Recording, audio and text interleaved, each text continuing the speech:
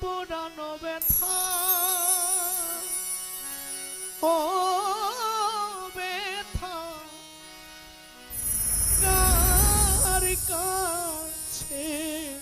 এবার কব